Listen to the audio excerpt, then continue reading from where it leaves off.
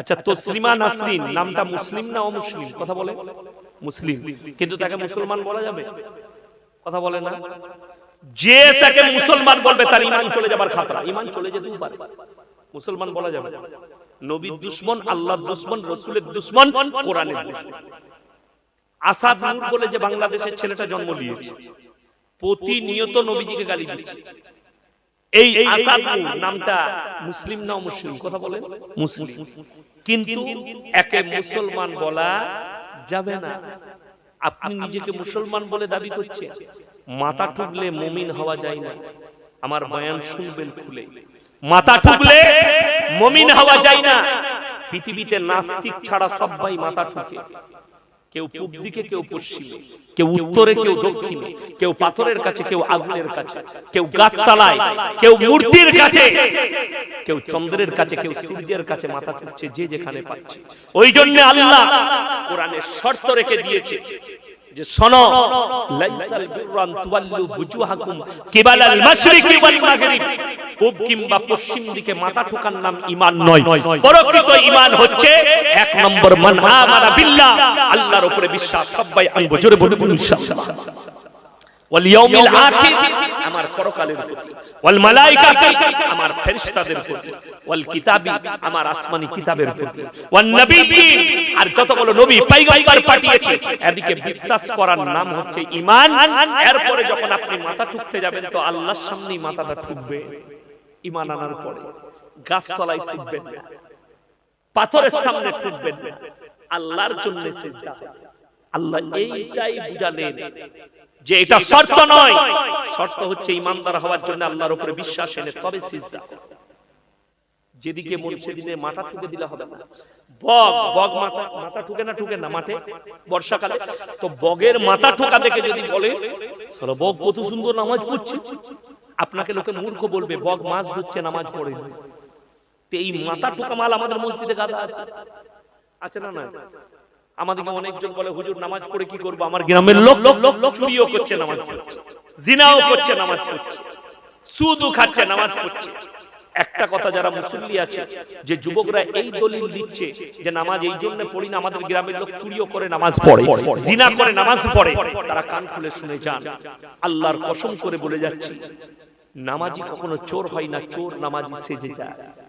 নামাজি কখনো জিনাখোর নয়, জিনাখোর নামাজি সেজে যায়।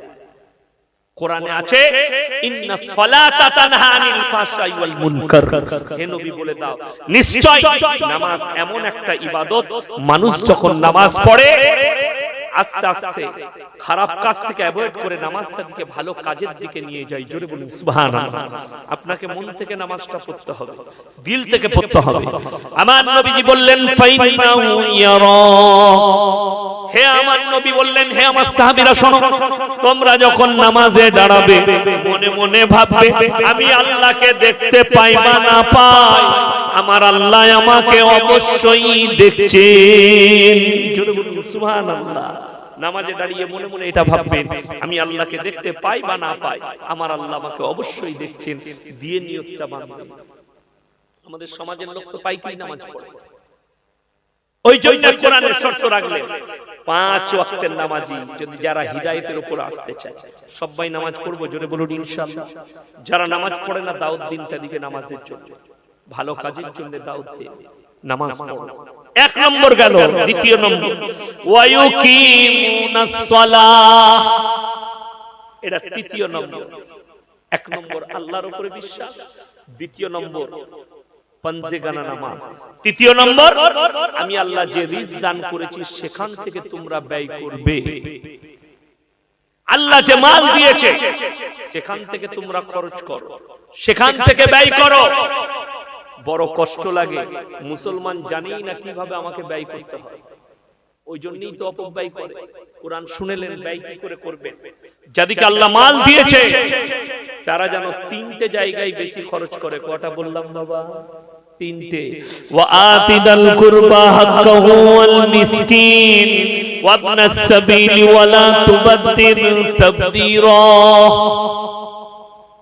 এক নম্বর ওয়া আতিদাল কুরবা, তোমাদেরকে মাল দিলে তোমরা কাছের গরিবের পেছনে খরচ করো। আত্মীয়, কাছের গরিব, দ্বিতীয় নম্বর ওয়াল ইয়াতামা ওয়াল মাসাকিন, তুমি তোমার এলাকায় এতিম মিসকিন কোথায় আছে দেখো। পাড়ায় না পেলে, গ্রামে না পেলে, পাড়ায় যদি এলাকায় না পান, মাদ্রাসা কোথায় আছে সেখানে এতিম মিসকিন আছে, তাদের পেছনে খরচ করো।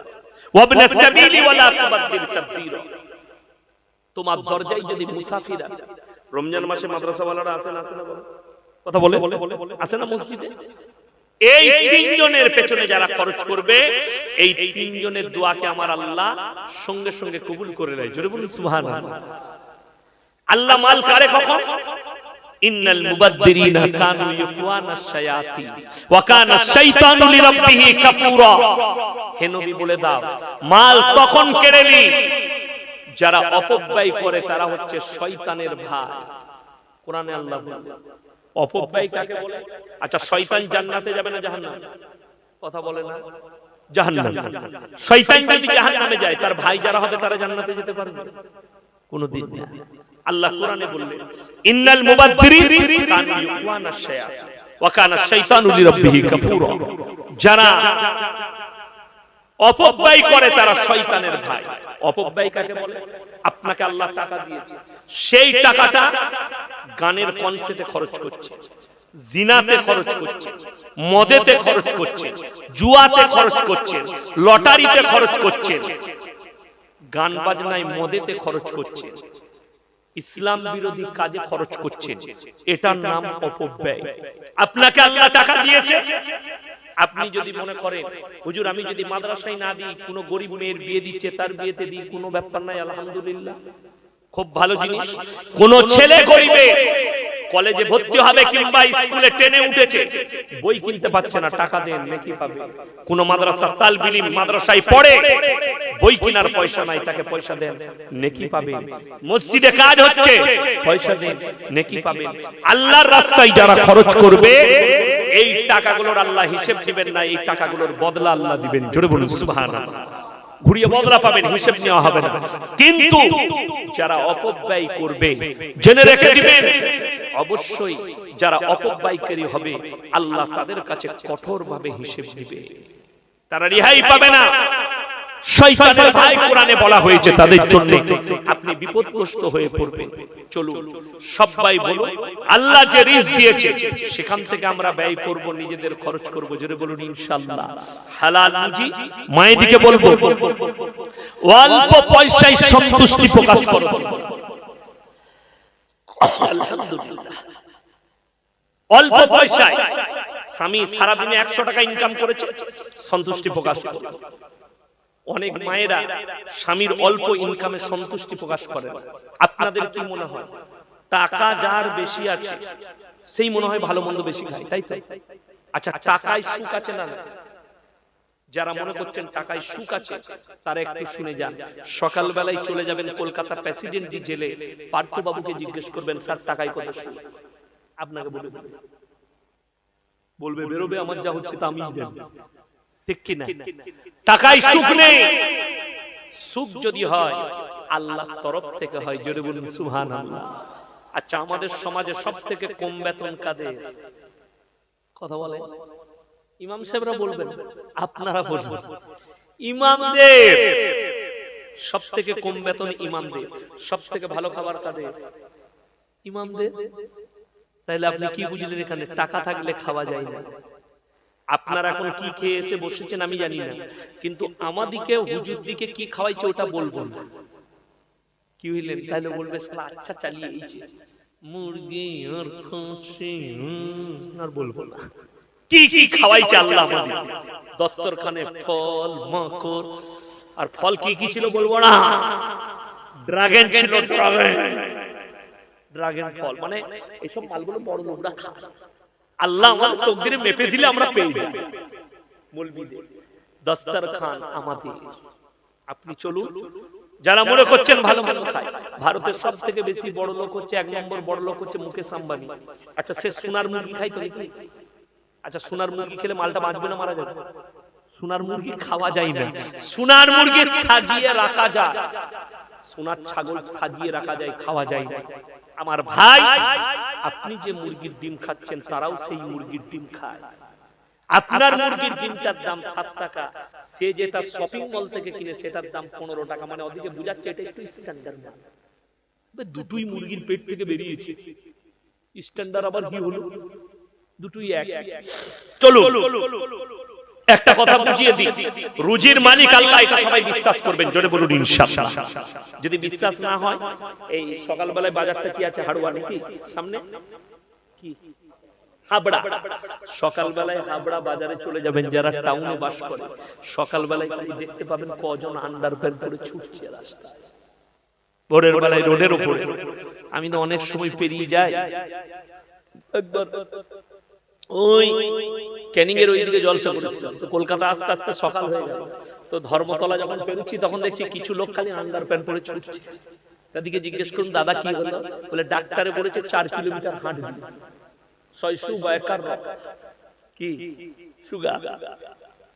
সকাল হলে বেলা 10টা বাজলে টাকা গুনতে শুরু করে ব্যবসা, সন্ধ্যে পর্যন্ত 10 লাখ টাকা ইনকাম করে, প্লেটে বসলে পুরা রুটি খেতে হয়, তার নাম আল্লাহ। এটা লিখে দিয়েছে। আর তার কর্মচারী হোটেলে বসছে, কিংবা তার বাড়িতে বিরিয়ানি, পোলাও, মুরগা, মুসাল্লাম সব চালান, কিচ্ছু করার না। যদি বলেন দলিল দেন, কোরআনে আছে ওয়াজকুর ফিল কিতাবি মারইয়াম ইদ তাবাদাত মিন আহলিহা মাকানান শারকিয়্যা। মরিয়ম যখন নিজের পরিবারের কাছ থেকে পূর্ব দিকে নিজেকে পর্দা করে নিল, কোরআন বলছে শুনে নাও, মরিয়মের কামরার ভেতরে আল্লাহর কাছ থেকে জান্নাত থেকে খাবার আসছে।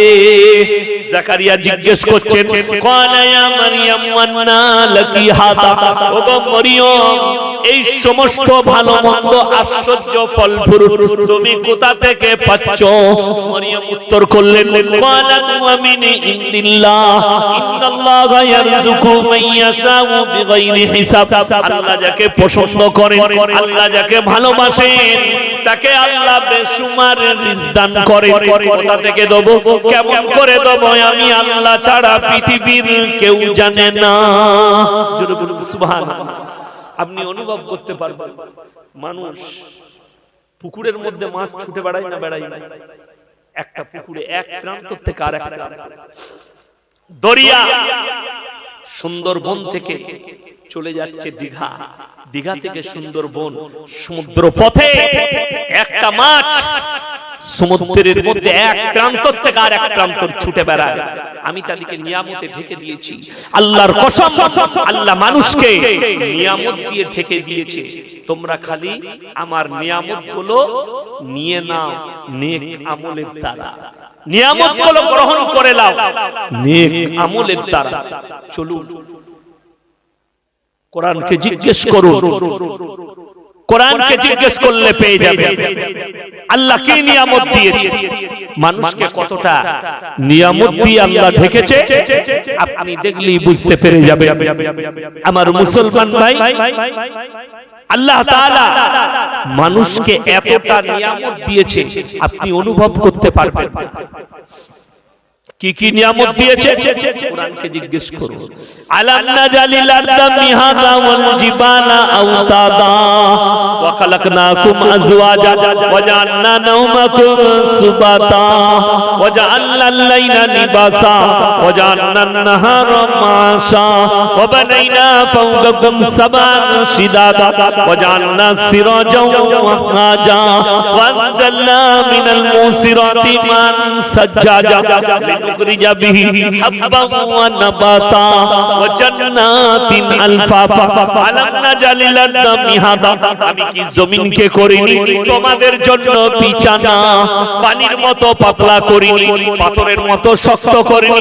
বিল্ডিং বাংলো বানাবে ধরে রেখে দেবে, লাঙল দিলে বুক চিড়ে দেবে, মানুষ পুতলে মাটি করে দেব, লোহা পুতলে মাটি করে দেব।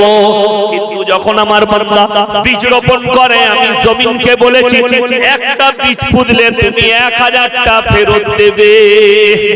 সুবহানাল্লাহ। কোরআন।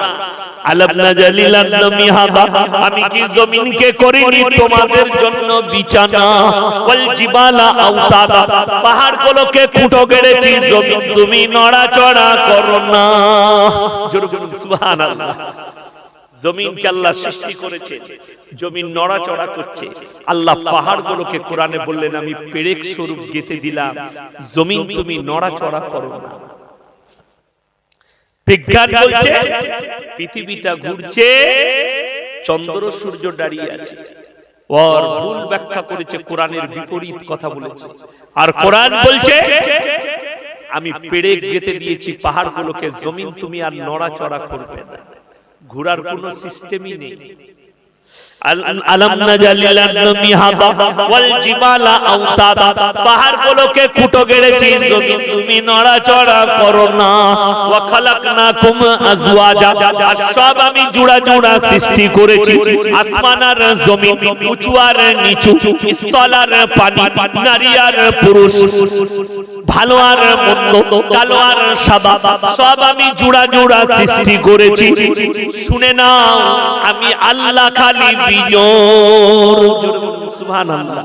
সব জোড়া জোড়া, আমি আল্লাহ খালি বিজোড়, আমার কোনো জোড়া নাই, আমি একাই 100। জোরে বলুন সুবহানাল্লাহ। আমি সর্বের সর্বা, সব আমি জোড়া জোড়া করেছি। আজকে যারা ফুটানি করছে পৃথিবীর বিজ্ঞান, আল্লাহর কসম করে বলছি তোমার বিজ্ঞানকে বলো একটা কমলা লেবু ফেড়ে সব দানাগুলো একটা একটা করে দাও। তোমার বিজ্ঞানকে বলো ওই দানাগুলো যেমন ছিল সাজিয়ে দে, ফেলুয়ার হয়ে যাবে। বেদনার ভেতরে আল্লাহকে দেখতে পাবে, ডাবের জলে আল্লাহকে দেখতে পাবে, আখের রসে আল্লাহকে দেখতে পাবে, খেজুরের গুড়ে আল্লাহকে দেখতে পাবে। নদিয়ার মায়াপুর থেকে 1 নম্বর খেজুর গুড় তৈরি করিয়ে একদম পার্সাল হয়ে চলে গেল জর্জ ডব্লিউ বুশের কাছে, পার্লামেন্টে, হোয়াইট হাউস। হাঁড়ি খুলি সেন চামচে করে নিয়ে বিউটিফুল বিউটিফুল, সে কিন্তু জানে না মালটা কোথাকার আর কোন গাছের সেটাও জানে না। ওই খেজুরের গাছের গুড়াকার কাঁটা, মোটা পাড়া কাঁটাটা পুঁদের পাচায় ফুটিয়ে দিতে হবে। যদি বলে হোয়াট ইজ দিস, বলবে ওই গাছেরই মাল এটা। কাঁটাদার গাছে কত সুন্দর খেজুরের রস, তার থেকে গুড়। পৃথিবীর মানুষ ফেলুয়ার হয়ে যাবে। গাছটা ছিলে দিলে হাঁড়ির মধ্যে সারা রাতে ভর্তি হয়ে যাচ্ছে রসে। ইয়া আল্লাহর কত বড় ক্ষুদ্র।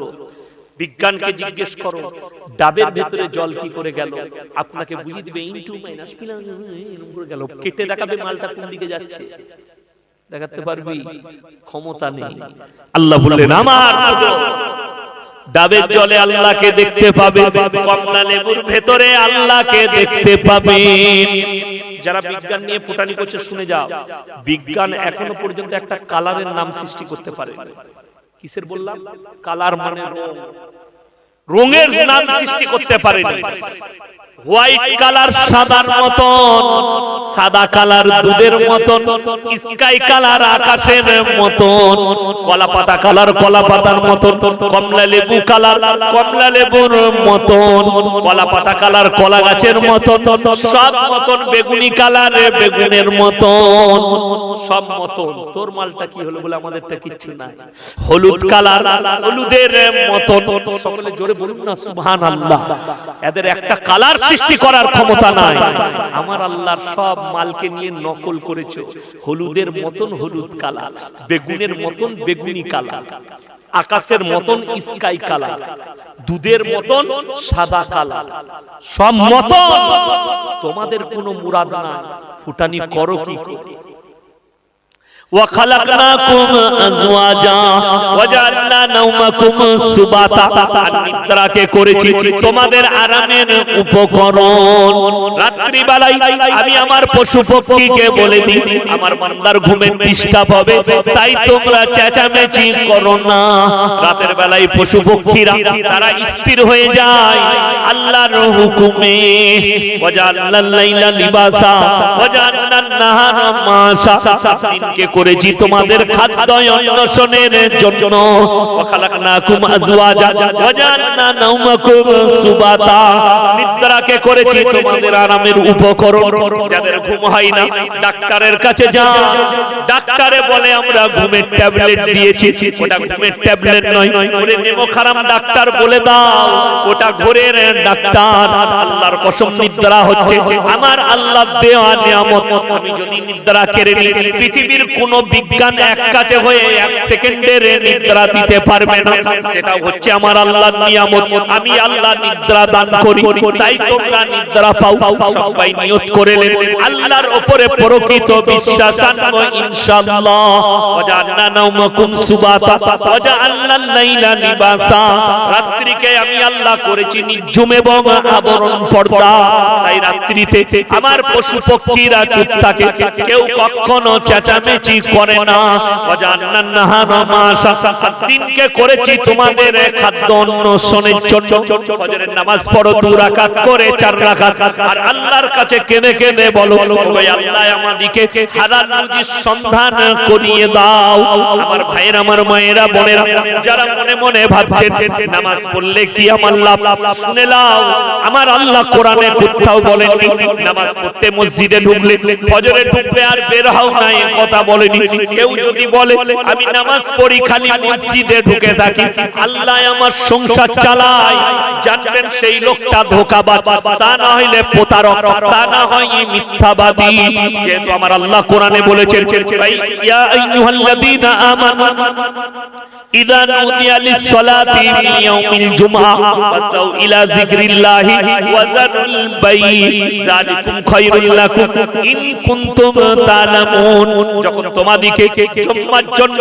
ডাক দেওয়া হয় পৃথিবীর সব কিছু কাজ ফেলে দাও আর মসজিদে চলে এসো আল্লাহর ইবাদতে এরপরে আয়াতে আল্লাহ বললেন বাইনা কুনিয়াতিস সালাতু ফান্তাশিরু ফিল আরদি ওয়াবতাগু মিন ফাদলিল্লাহ ওয়াজকুরুল্লাহ কাসীরান লাআল্লাকুম তুফলিহুন হে আমার নবী পৃথিবীর মানুষকে বলে দাও যখন তোমাদের নামাজ হয়ে যাবে আবার তোমরা হালাল রুজির সন্ধানে ছড়িয়ে পড়ো আবার আযান হলে আবার তোমরা মসজিদে চলে এসো তাই 24 ঘন্টা মসজিদ নয় আল্লাহর ইবাদত করো হালাল রুজির সন্ধান করো আল্লাহ বললেন ওয়াজাআলনাল লাইলা লিবাসা ওয়াজাআলনান নাহারা মাশা এবং দিনকে করেছি তোমাদের খাদ্য অন্বেষণের জন্য পৃথিবীতে বিচরণ হও আর হালাল রুজির সন্ধান করে নাও وأنزلنا من المعصرات ماء ثجاجا لنخرج به حبا ونباتا হে আমার নবী বলে দাও আর সূর্যকে করেছি তোমাদেরকে আলো দেবার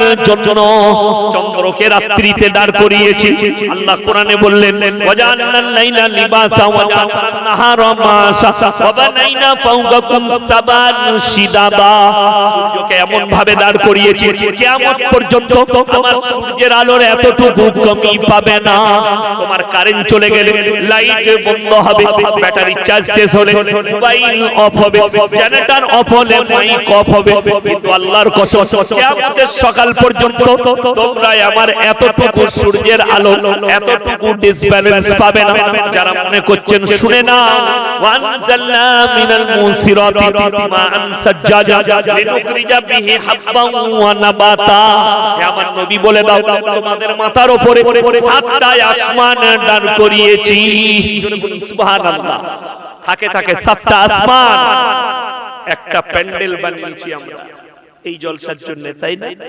কতগুলো বাঁশ গেড়েছি হিসাব করে কতগুলো বাঁশ লেগেছে এই প্যান্ডেলকে খাড়া করতে কত বাঁধন কত প্যান্ডেল কত মিস্ত্রি আল্লাহর কসম আল্লাহ সাতটা আসমান দাঁড় করিয়েছেন বিনা বাঁধনে বিনা থাম্বায় আল্লাহর হুকুমে দাঁড়িয়ে আছে জোরে একবার বলুন নারায়ে তাকবীর নারায়ে তাকবীর যত বলবেন তত কম একবার আল্লাহ শুকর আদায় করে হৃদয় থেকে স্থল থেকে হৃদয়ের একদম অন্তরের স্থল থেকে বলুন আলহামদুলিল্লাহ যত বলবেন তত কম আল্লাহর কসম নিয়ামত দিয়ে মানুষকে ঢেকে দিয়েছে মানুষ কিন্তু আল্লাহকে মনে রাখে না আল্লাহর কসম করে বলছি কিয়ামতের দিনে নুসাব্বিহু বিহামদিকা ওয়া নুকাদ্দিসু লাক হে আমার নবী শোনো পৃথিবীর মানুষকে বলো আমার সৃষ্টির রহস্য ফেরেশতা মণ্ডলীরা অবজেকশন দিলে, আল্লাহ তুমি এমন একটা জাতিকে সৃষ্টি করতে চাইছো যারা দুনিয়াতে মারামারি, কাটাকাটি, হানাহানি, অন্যায়, অত্যাচার, অবিচার। আল্লাহ তাআলা উত্তর করলেন কাদিকে ফেরেশতা দিকে, ক্বালা ইন্নী আ'লামু মা লা তা'লামুন, হে আমার ফেরেশতা মণ্ডলী, আমি যা জানি তা তোমরা জানো না। জোরে বলুন না সুবহানাল্লাহ। আমি যা জানি তা তোমরা জানো না। আল্লাহ মানুষকে উত্তম করলেন ফেরেশতাদের থেকে শুধু নয়, গোটা পৃথিবীর সমস্ত সৃষ্টির থেকে। মানুষের পরিচয় আল্লাহ প্রাণ শুধু মানুষকে দেয়নি দুনিয়াতে। আপনার বাড়িতে যে কুকুরটা এলাকায় ঘুরে বেড়া করছে তার মধ্যে প্রাণ আছে না? কথা বলে প্রাণ আছে। ছাগলের মধ্যে প্রাণ আছে, হাঁসের মধ্যে প্রাণ আছে, মুরগিতে প্রাণ আছে, পিঁপড়ায় প্রাণ আছে, মশার মধ্যে প্রাণ আছে, শুয়োরের মধ্যে, কুকুরের মধ্যে, গরুর মধ্যে, ছাগলের মধ্যে, হাঁসের মধ্যে, মুরগির মধ্যে, মাছের মধ্যে আল্লাহ প্রাণ দিয়েছে। পার্থক্য নিশ্চয় আল্লাহ রেখেছে, পার্থক্য আছে। কেন বলুন? কোরআনে আছে বল আদাল, কিছু মানুষ থাকবে তারা চতুষ্পদ জন্তুর থেকেও খারাপ, দেখতে মানুষ রূপ, তাদের চরিত্রে আখলাকে ব্যবহারে তারা মানুষ আর থাকবে না, চতুষ্পদ জন্তুর নাই হবে। আল্লাহ আপনার আমার মানুষের পরিচয় আল্লাহ বাপের দ্বারা ঘটিয়েছে। পৃথিবীতে যত মানুষ আছে বাপের দ্বারা ঘটিয়েছে না?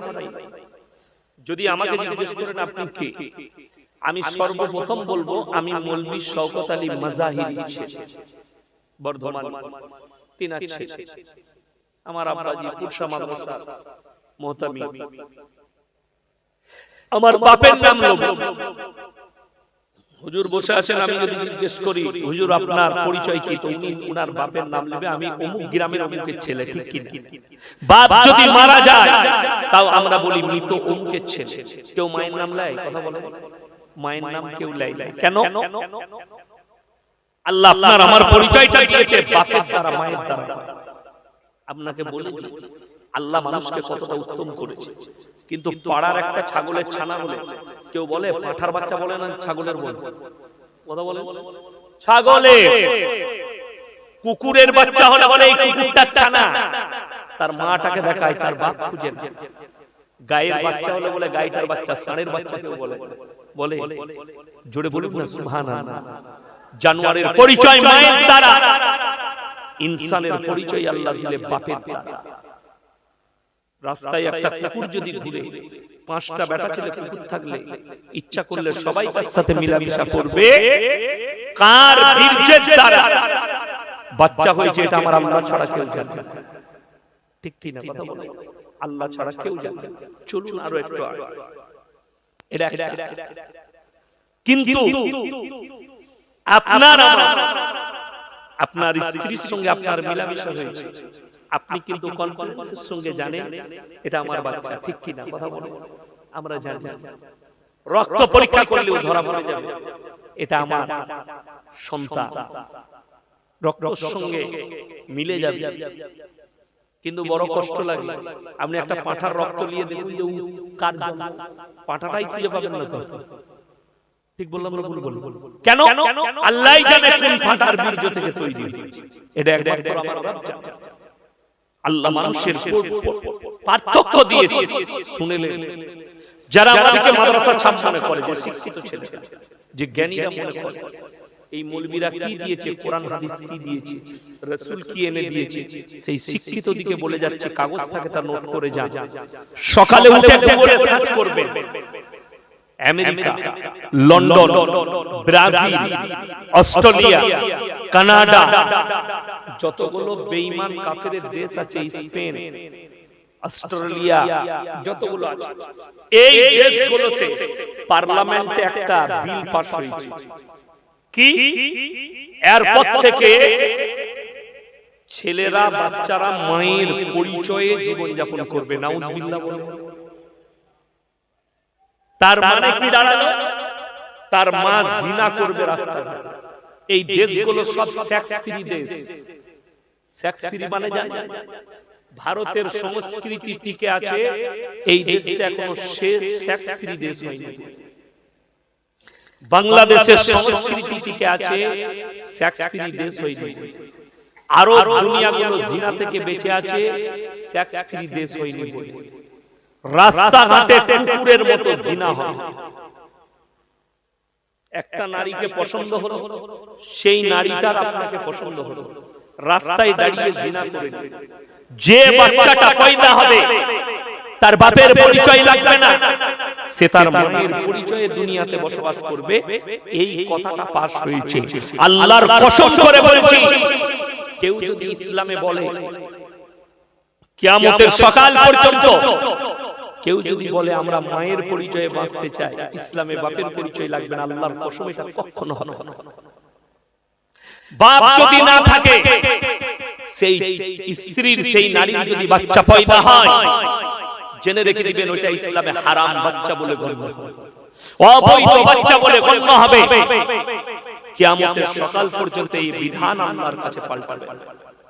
যারা মনে করছে ইসলামের আইন পাল্টানো দরকার, বিধান পাল্টানো দরকার, আল্লাহ কোরআনে বলেছেন ফালান তাজিদা লিসুন্নাতিল্লাহি তাবদীলা। কিয়ামত পর্যন্ত গোটা পৃথিবীর শক্তি যদি একদিকে দাঁড়িয়ে যায়, হাতিয়ার পরমাণু নিয়ে, আল্লাহর কসম করে বলছি কোরআনের একটা জের জবরকে পরিবর্তন করার ক্ষমতা পৃথিবীর কোনো শক্তি নেই। জোরে বলুন সুবহানাল্লাহ। ওই জন্য আমার মুসলমান ভাই, মানুষ আল্লাহ তাআলা ইনসানকে ইনসান বলে সৃষ্টি করেছেন। সকল কিছু আমাদের জন্য আল্লাহ আমাদেরকে সৃষ্টি করলেন নিজের ইবাদতের জন্য। আজ থেকে সবাই আল্লাহর ইবাদত করব। জোরে বলুন ইনশাআল্লাহ। চলুন, আপনি মুসলমান, আজকে সমাজে মুসলমান পিছিয়ে কেন? তার মারাত্মক দুটো কারণ আমাদের সমাজে দাঁড়িয়ে গেছে। এক হচ্ছে এডুকেশন, দুনিয়াবি শিক্ষা নেই। দ্বিতীয় নম্বর হচ্ছে দ্বীনি শিক্ষা নেই। আচ্ছা, আপনারা জানেন না জানেন না মুসলমান নরনারীর জন্য দ্বীনি শিক্ষা করা ফরজ না ফরজ নয়? কথা বলেন না, ফরজ। আর যদি না জানেন, সকালবেলায় আপনার হুজুরের কাছে, ইমাম সাহেবের কাছে বলবেন, ইয়াসিন ভাই যে রাতের বেলায় বলে গেল দ্বীনি শিক্ষা করা ফরজ, এটা ভুল বলেছে না ঠিক বলেছে? হুজুররা বসে আছে, ফরজ। আজকে আমি বলে যাচ্ছি, এখানে এতগুলো মানুষ বসেছে, 90টা লোক জানে না। 100 জনের মধ্যে 90 থেকে 95 জন তাদের মধ্যে দ্বীনি শিক্ষা নেই। যার কারণে আপনি নিজেকে মুসলমান বলে পরিচয় দিচ্ছেন, আশিকে রাসূল বলে পরিচয় দিচ্ছেন, অথচ আপনি হারাম হালাল ছিলেন না, দ্বীন বদ্দীন ছিলেন না, শিরক আর বিদআত ছিলেন না, কুফরি ছিলেন না। কোনটা ইসলাম কোনটা ইসলাম নয় এটাই আপনি চিনতে পারেন। মুসলমানের জন্য শর্ত, যদি আল্লাহর কাছে দোয়া কবুল করাতে হয়, সর্বপ্রথম আপনাকে হালাল খাবার খেতে হবে। কি খাবার বললাম? হালাল খাবার। যদি কবুল করাতে চান, আমাদের সমাজের লোক বলে হুজুর এত দোয়া করছি কবুল হয় না, দোয়া কবুল হচ্ছে না। তুমি কি চিন্তা করেছো যে আমার পেটে হালাল খাবার যাচ্ছে কি? আমি আমার সন্তানের মুখে হালাল খাবার তুলে দিচ্ছি কি? যদি না দিতে পারেন, তোমার দোয়া জীবনে কবুল হবে না। এটা হাদিসে আছে। দোয়া কবুলিয়াতের জন্য নবীজি বললেন হালাল খাবার শর্ত দোয়া কবুল হতে গেলে। আর যারা হালাল খাবার খান, হালালের উপরে টিকে আছে, আর যদি বলেন আমার দোয়া কবুল হয় না, তাহলে হাদিস শুনেলেন আল্লাহর নবী বললেন মানুষ যখন আল্লাহর কাছে দোয়া চায়, হয় সঙ্গে সঙ্গে কবুল হবে, তা না হয় কিছুদিন পরে কবুল হবে, তা না হয় এক একটা দোয়ার বদলা আমি আমার বান্দাকে আল্লাহ কিয়ামতের দিনে দিবেন। জোরে বলুন সুবহানাল্লাহ। দোয়ার বদলাগুলো কিয়ামতের দিনে পাবে, এক একটা দোয়ার বদলা। ওই জন্য আমার মুসলমান ভাই, হারাম হালাল কি চিনেছে বুঝিয়ে দিই। মুসলমানদের ছেলেরা জানে। আচ্ছা, আপনি বলুন, আপনারা যদি কলকাতা যান কিংবা আপনাদের হাড়োয়া বাজারে যান, সকাল বেলায় দুপুরে গেছে কোন হোটেল কিংবা রেস্টুরেন্টে খেতে গেলে আপনি কি জিজ্ঞেস করবেন? দাদা মুরগিটা জবাই না কাটা? করবেন না করবেন? আচ্ছা, করতে হবে না হবে? করতে হবে। কেন? আপনার জন্য শর্ত হচ্ছে হালাল খাবার। কলকাতায় গেলে কোন হোটেলে বিরিয়ানি খেতে গেলে কিংবা মুরগির মাংস খেতে গেলে আপনাকে জিজ্ঞেস করা শর্ত যে দাদা মুরগিটা জবাই না কাটা? কেন? আপনি মুসলমান, আপনার জন্য শর্ত হচ্ছে হালাল খাবার। আপনি এটা বুঝে গেলেন যে ইয়াসিন ভাই এসে যখন বলে দিলে যে শর্ত হচ্ছে হালাল খাবার, তাইলে আমাকে হালাল খাবার খেতে হবে। সকালবেলায় আপনার বাজারে গিয়ে আপনি জিজ্ঞেস করছেন, দাদা আমাকে জবাই করা মুরগির মাংস 1 কিলো দেন। রাতের বেলায় হুজুর বলে গেছে হালাল মাংস জিজ্ঞেস করে নিবা, আপনি নিলেন হালাল মাংস, জবাই করা মাংস দিচ্ছেন, কিন্তু টাকাটা সুদের, সেই একই মাল দাঁড়িয়ে গেল। কথাটা বুঝাতে পারলাম? টাকাটা কি? সুদের, সেই হারাম হয়ে গেল। মাংসটা জবাই করা হলে কি হবে? টাকাটা তো সুদের, হারাম হয়ে গেল। মুসলমান ছেলে হোটেলে খেতে বসেছে, প্রথমেই 1 গ্লাস মদ খেয়ে নিয়ে, তারপরে বলছে মুরগি কষার রুটি নিয়ে আনতে গেছে। কর্মচারী যখন মুরগি কষা এনেছে, তখন তাকে জিজ্ঞেস করছে, এ ভাই মুরগিটা জবাই না কাটা? মানে মার হারাম করকে জুতো করে। প্রথমে তো হারাম খেয়েছিস মদ, ওটা জিজ্ঞেস করে লাভ আছে? মুসলমানের হালত হচ্ছে এরকম, হালাল। আমাদের অবস্থাটা এই জায়গায় দাঁড়িয়ে আছে। আমার মুসলমান ভাই যদি বলেন হুজুর সুদের পয়সাটা কি হারাম, একদম 100% এর মধ্যে 110% হারাম। কি বললাম? 100% এর মধ্যে 110% হারাম। কোরআনে আল্লাহ বললেন ওয়াহাল্লাল্লাহুল বাই'a ওয়া হারামার রিবা, আমি ব্যবসাকে হালাল করেছি আর সুদকে হারাম করেছি। 1 টাকা যদি কেউ সুদ খায়, নিজের মায়ের সঙ্গে 70 বার ব্যভিচার করার সমান গুনাহ হবে। 1 টাকা সুদ খেলে। আপনি দেখুন আমাদের দেশে, আপনাদেরই মসজিদে কেউ যদি মদ খেয়ে প্রবেশ করে, তাকে ঢুকতে দিবে না বার করে দিবে? বার করে দিবে। গাঁজা কেউ ঢুকতে পাবে না। কিন্তু বড় দুঃখ লাগে আমাদের দেশে সুদখোররা আতর লাগিয়ে জুম্মার দিনে 5 কাতারে নামাজ পড়ে। আমি বললি খারাপ বলবো, আমি বলবো গালি দেবে, গালি দাও। আল্লাহর কসম করে বলছি, সুদখোররা যদি আমাকে গালি দেয়, এটা তো আমার আল্লাহর কৃপা যে আমি তাদের লেগে দোয়া করতে পাবো, আল্লাহ তুমি হিদায়াত দাও। এরা না হকে আছে, গালি দাও, অসুবিধা কি আছে? কিন্তু আমি আমার জায়গা থেকে সরব, আমি আমার জায়গা থেকে লড়ব। মুসলমানরা হালতটা বুঝিয়ে দিই। হুজুরকে এসে জিজ্ঞেস করে, হুজুর আমাদেরকে জিজ্ঞেস করে, হুজুর বিড়ি খাওয়াটা কি? আমরা বলি মাকরুহ। কথা বলা ঠিক কি না? আচ্ছা আপনি বিড়ি খেলে, হুজুর যদি সিগারেট খায়, তাকে মসজিদে রাখবেন না তাড়াবেন? ইমানদারির সঙ্গে বলবেন, মনের কথা বলবেন, তাকে তাড়াবেন না তাড়াবেন? যে হুজুরকে রাখা যাবে না, সিগারেট খেয়েছে, ওরে নেমো খারাপ, হুজুর খেলে হারাম আর তুই খেলে মাকরুহ, ফতোয়া পেলি কোথা থেকে? আমি এই মাইন্ডটা চেঞ্জ করতে চাইছি। হাদিসে আছে পেঁয়াজ খেয়ে মসজিদে যাওয়া যাবে না। কাঁচা পেঁয়াজ খেয়ে মসজিদে যাওয়া যাবে? নিষেধ আছে। আপনি হুজুরের মুখ থেকে শুনেছেন, আপনি মশলা বলেন কি পেঁয়াজ, কাঁচা পেঁয়াজ খেয়ে মসজিদে যাওয়া যাবে না। কেন? মুখে দুর্গন্ধ উঠে। আর নবীজি বললেন হাদিসে, তোমরা ততক্ষণ পর্যন্ত মুমিন হতে পারবে না যতক্ষণ পর্যন্ত তোমার কাছ থেকে তোমার প্রতিবেশী সুরক্ষিত, তোমার ব্যবহারে, আখলাকে, চরিত্রের ভাষায় কেউ যেন কষ্ট না পায়। আপনি কাঁচা পেঁয়াজ খেয়ে গেলে মুখে দুর্গন্ধ হবে, রাত্রে কাঁচা পেঁয়াজ খেয়েছেন, ফজরে নামাজ পড়তে গেছেন, আপনার দুর্গন্ধে আপনার পাশের লোকের কষ্ট হবে। যার কারণে নবীজি নিষেধ করলেন কাঁচা পেঁয়াজ খেয়ে মসজিদে এসো। শুনলে আর বিড়ি খেলে সেন্ট করে, তাই কথা বলা বলা, বিড়ি খেলে গন্ধ করে না সেন্ট করে? গন্ধ করে। কি আর বলবো, আমাদের সমাজের তো অনেক লোক আছে সকালবেলায় বিড়ি না খেলে হাগাই হয় না। আমি বললি খারাপ না? হ্যাঁ বলবো, আমাকে খারাপ, কিন্তু আপনি পায়খানার ঘরে ঢুকে জিজ্ঞেস করুন, মৌলবীরা বসে আছে যারা হাদিস কোরআন পড়েছে, পায়খানা ঘরের ভেতরে খানা খাওয়া যাবে না, কোনো খাবার খাওয়া যাবে না, পায়খানা ঘরের ভেতরে কথা বলা যাবে না। এটা নবী সাল্লাল্লাহু আলাইহি সাল্লামের আদব সুন্নাত। আর আপনি পায়খানা ঘরের ভেতরে বিড়ি না খেলে আপনার হাগাই হয়, আপনি পায়খানা ঘরে সিগারেট না খেলে আপনার সকালে আগায়, আর আপনি নিজেকে নবীর উম্মত বলে দাবি করেন। আপনি বিড়ি খেয়ে মসজিদে যান, আপনি জিজ্ঞেস করুন আপনার পাশের মুসল্লি যে বিড়ি খায় না তার কত কষ্ট হয়? একবার জিজ্ঞেস করেছেন? আরে ওটা তো অনেক দূরের কথা বলে দিলাম। তুমি যে বিড়ি খো, তুমি যে সিগারেট খো, তুমি একবার তোমার বউকে জিজ্ঞেস করবে যে হ্যাঁ গো রাতের বেলায় তোমার মুখে চুমু খেলে তোমাকে ভালো লাগে, বিড়ি কর আমি, তোমার বউ মনে মনে করে হারাম করে মুখে জুতো মারা দরকার, গন্ধতে কষ্ট পায়। তোমার বিবি যদি কষ্ট পায় তোমার বিড়ি খাওয়া ওই মুখের দ্বারা, তোমার গুনাহ হবে লেখে লাও কাগজ থাকে। ইসলাম নিষেধ করেছে, ওই জন্য নবীজি নিষেধ করলেন। আচ্ছা আপনারা বলুন বিড়িতে ক্ষতি আছে কত পার্সেন্ট লাভ আছে কেউ বলতে পারবে? ক পার্সেন্ট লাভ আছে? হুজুর পানি গ্লাসটা এই যে পানিটা আমি নিলাম খুব ভালো করে বুঝবেন, সিগারেটের প্যাকেটে লেখা আছে হানিকারক, ক্যান্সারের কারণ, ক্যান্সার হতে পারে খেলে। এই পানির গ্লাসটা হুজুর আমাকে দিল, এইখানে উনি লিখে দিয়েছেন এটাতে বিষ আছে, পান করলে বাঁচতেও পারো মরেও যেতে পারো। এটা আর আমার খাওয়া যাবে না, অ্যাভয়েড করতে হবে ইমানদারির সঙ্গে বলে।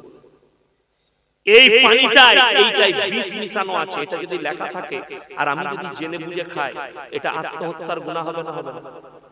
গুনাহ হবে। সিগারেটের প্যাকেটে লেখা আছে ক্যান্সারের কারণ, বিড়ির প্যাকেটে লেখা আছে ক্যান্সারের কারণ, হানিকারক। আপনি জেনে শুনে শ্রবণ করছেন মানে আপনার জানের ক্ষতি করছেন, মানে আপনি গুনার কাজ করছেন। আমি এটা বলতে চাইছি, কাঁচা পেঁয়াজ খেলে